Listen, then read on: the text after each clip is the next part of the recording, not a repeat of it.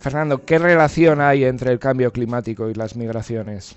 Bueno, la relación es muy estrecha porque los seres humanos dependemos del clima para muchas de nuestras actividades y sobre todo las poblaciones, las comunidades que viven en el límite de subsistencia son las primeras en ser empujadas por el cambio climático para irse a otras regiones. Y tenemos ejemplos en los 4 principales continentes, ¿no? En el Sahel, por ejemplo, cuando fallan las cosechas, millones de personas se ven obligadas a abandonar sus hogares, y lo mismo ocurre en Centroamérica o en muchas zonas de Asia. Son millones de personas las que el cambio climático impulsa a migrar. Se calcula que aproximadamente la mitad de las migraciones que tienen lugar cada año en el planeta, personas que tienen que salir de sus lugares de vivienda habitual, están impulsadas por el cambio climático. El nuevo Parlamento Europeo ha sustituido el llamado Pacto Verde Europeo por otro término, el Pacto Industrial Limpio. ¿Qué significa esto? Bueno, me gusta que me hagas esa pregunta, porque Europa es especialista en hacerse trampas al solitario de todo tipo, empezando por la semántica y las palabras, ¿no? Ya empezó a llamar verdes al gas y a la nuclear porque le venía bien estratégicamente llamarles así a unas energías que ni son verdes ni son sostenibles. Pues ese tipo de cosas hacemos cuando el pacto es demasiado verde. ¿Demasiado verde para quién o para qué? Pues para la economía, estúpido, que diría Bill Clinton a George Bush, ¿no? Indudablemente, cuando tiemblan las piernas a Europa, buena neoliberal como es, de lo que afloja es de lo social y de lo ambiental. Y al cambiarle el nombre de Pacto Verde Europeo por Pacto Industrial Limpio, lo que está haciendo es una demostración clarísima de que las personas y el medio ambiente van después. Lo primero es la economía, y la economía industrializada van a intentar hacerla limpia. Eso es más o menos lo que viene a significar. Vamos a darle caña a la industria e intentar que la suciedad y los efectos secundarios no deseados sean los menores posibles, cuando lo que estábamos era una Europa que había cambiado las prioridades, que las personas y el medio ambiente iba por delante, por eso era verde, y ahora eso pasa a segundo punto, ¿no?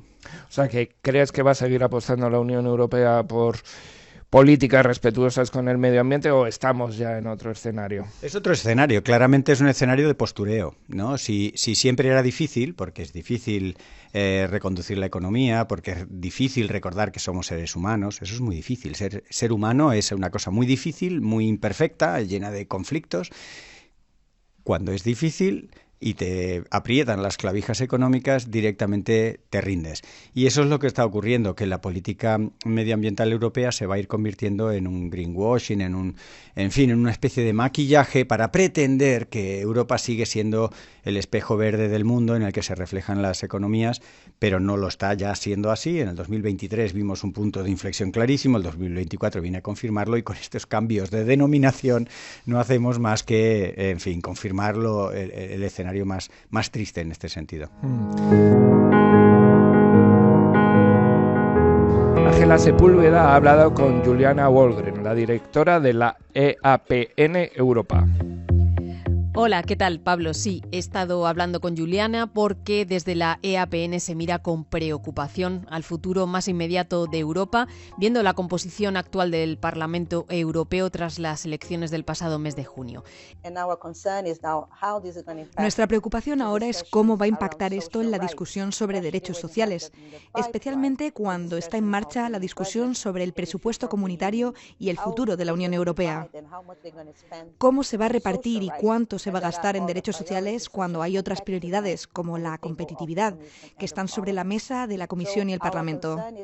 Nuestra preocupación es cómo va a ir, cómo encontrar un enfoque consistente entre las demandas de la Comisión, que quiere invertir en competitividad porque ese es el tema del año, y cómo vamos a encontrar un equilibrio en inversión en derechos sociales. Porque todos sabemos que los derechos sociales, las prestaciones sociales y la seguridad social son las primeras áreas que se verán afectadas por los recortes presupuestarios. Juliana me ha comentado que para seguir luchando contra la pobreza en los próximos 5 años, es necesario que se cumpla con el compromiso de aprobar una estrategia europea de lucha contra la pobreza. Esta estrategia, tal y como apunta la directora de EAPN, debe basarse en 4 pilares. Vamos con los 2 primeros. Primero, la participación de quienes trabajan con personas en situación de pobreza y de la sociedad civil. No se puede hacer nada por nosotros sin nosotros. La participación es clave. En segundo lugar, necesitamos cambiar la narrativa. No podemos seguir hablando de mitigación de la pobreza. Tenemos que hablar de la erradicación de la pobreza. Por eso tenemos que cambiar el paradigma. El tercer y cuarto pilar de esta estrategia tiene que ver mucho con la transversalidad, con no trabajar en lugares estancos, porque las políticas sociales deben estar interconectadas. El tercer pilar que proponemos es una cuestión de políticas transversales. Tenemos que dejar de trabajar por compartimentos. Una estrategia desconectada de una garantía contra la pobreza infantil, un plan de vivienda, una estrategia LGTBI, una de igualdad de género, un plan antirracista, justicia climática, va a ser una cáscara vacía. Así que realmente tenemos que ser más coherentes con cómo vamos a ser transversales con la estrategia de lucha contra la pobreza, pero también tener en cuenta las otras políticas. El cuarto pilar que nos gustaría ver es la coordinación. Necesitamos un coordinador a nivel europeo que pueda realizar esta labor, pero también gobernanza y ver cómo los Estados miembros y la Unión Europea abordan las directrices para la aplicación de los planes nacionales de acción contra la pobreza. Aunque lo que más le preocupa es la pérdida de valores de la Unión Europea y cómo eso puede afectar al futuro de la ciudadanía. Es una Unión Europea que ha cambiado, con una narrativa muy antimigración, muy antidemocrática. Necesitamos volver a nuestros valores como sociedad civil para asegurarnos de poder reformular la manera en que trabajamos, reajustar la manera en que hacemos incidencia política. Esa será la estrategia de EAPN para los próximos 5 años, seguir luchando para que las personas estén en el centro de las políticas de la Unión Europea, especialmente aquellas en situación más vulnerable. Además, por si fuera poco, hay un nuevo aliado a esa crisis climática, que es la desinformación, los bulos. Esto no es nuevo, pero sí que estamos en un momento de extraordinaria difusión de este tipo de efectos. Hasta tú has sido objeto de estos ataques. ¿Cómo puede afectar esto a la lucha contra el cambio climático desde las instituciones europeas? Todas estas fake news, desinformación, etcétera. Bueno, el efecto es en cascada, es múltiple, es muy difícil de valorar porque está ocurriendo mientras hablamos, ¿no? La desinformación genera dudas. Cuando se miente en sede parlamentaria, como estamos viendo a representantes políticos, cuando se miente en los consejos de administración de las empresas para que los inversores no retiren sus fondos, cuando se miente a la hora de la compra, cuando se miente, lo que se busca no es que te creas la mentira, sino que al final no creas nada. Y este es el estado en el que se está generando una desconfianza, un descrédito de las instituciones, una gran fragilidad de los estados, justo cuando más los necesitamos, porque el cambio climático no está esperando a que nos aclaremos, ¿no? Y los embates de las tormentas, o sea, si hacemos un repaso desde agosto hasta diciembre, empezando por los tifones en Japón, de los que en Europa ni se habló, hasta las grandes tormentas descomunales en la costa este de Estados Unidos, que cada una por separado ya sería un récord, hasta la Dana de Valencia y ahora la tormenta que tenemos en el Reino Unido. Esto no está esperando a nada, pero es una verdad muy incómoda que basta con verdades alternativas, un concepto que Donald Trump introdujo en su primer, iba a decir mandarinato, porque fue un mandato muy sui generis, ahora veremos otro todavía más estroboscópico o estrambótico. Pues ese término de verdad alternativa es muy chocante para un científico, para una persona en general que le dé a la razón y que razone. ¿Cómo va a haber una verdad alternativa? ¿O hay una verdad parcial? Sí, e incompleta, claro, compleja, sí, incómoda también, pero alternativa. Es como si no te gusta la realidad, yo tengo otra, ¿no? Entonces, si no te gusta el cambio climático, lo negamos. Y ahí es donde mucha gente desea que el cambio climático no sea una realidad. Y cuando ya hay todos estos mecanismos perfectamente instrumentados, y ahora vamos sabiendo que muy lubricados con financiación privada, y que ahora, pues en nuestro país, pero en Europa, grandes fundaciones incentivan con dinero estos bots, son estrategias que requieren dinero, requieren tiempo trabajar, requieren cierta tecnología, pues está ganando en una eficacia de la desinformación que es más que preocupante. Tendremos a Teresa Rivera, nuestra primera vicepresidenta ejecutiva, para una transición limpia, justa y competitiva. Está bien preparada para garantizar que tengamos una política de competencia moderna que respalde nuestras ambiciones. Es una europea verdadera y devota y juntas trabajaremos siempre por el interés europeo. Pero Fernando, Miriam, esta pregunta ya va para las dos.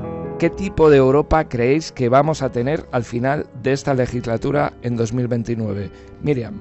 Bueno, yo creo que por el tipo de democracia que se practica en estas instituciones, los procesos internos, la fiscalización y la manera de proponer la Comisión, pues prevé un tipo de Unión Europea similar a la que hemos tenido hasta ahora, aunque bueno, pues es cierto que vista la inestabilidad de Francia y Alemania, pues igual nos llevamos alguna sorpresa. Fernando. Bueno, Miriam lo ha retratado bien, pero con suavidad. Yo voy a ser un poco más cañero. A mí me parece que nos enfrentamos a una legislatura que va a dar la cara más dura, hipócrita e inestable de Europa. Va a ser dura por los impactos en las personas, va a ser hipócrita porque no se va a reconocer y va a ser inestable porque va a ir dando bandazos a medida que el medio ambiente, los derechos humanos te hacen recordar que no todo es euro.